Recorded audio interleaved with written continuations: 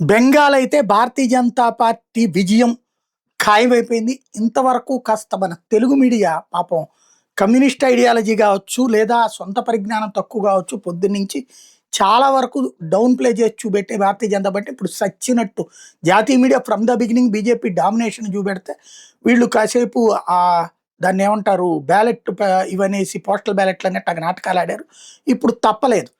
ఓవరాల్‌గా కంప్లీట్ అక్కడ కావాల్సినటువంటి దానికంటే 148 కావాల్సి ఉంటే వచ్చేసింది అక్కడ. ఇప్పటికే ఉన్నటువంటి లెక్క ప్రకారం 184 బీజేపీ, తృణమూల్ కాంగ్రెస్ 101 అన్నటువంటిది మన తెలుగు ఛానల్స్ వెర్షన్. అయితే అదే సందర్భంలో దాదాపుగా 200 దాకా భారతీయ జనతా పార్టీ వచ్చే పరిస్థితి ఉందన్నటువంటిది అక్కడ వీళ్ళు కూడా చెప్పుకొస్తున్నటువంటి పరిస్థితి అయితే ఉంది. ఇది నేషనల్ మీడియా కూడా ప్రొజెక్ట్ చేసుకొస్తుంది.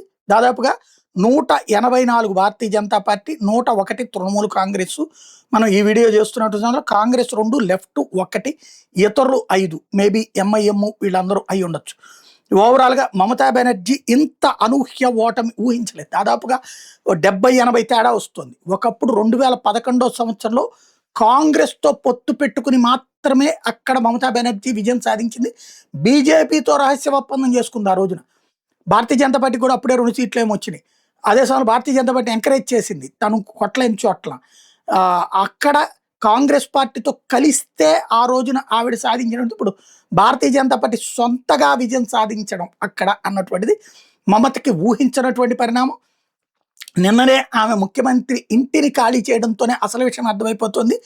189 జాతీయ ఛానళ్ళు చెప్తున్నటువంటి 189 ప్లస్ 90 తృణమూల్.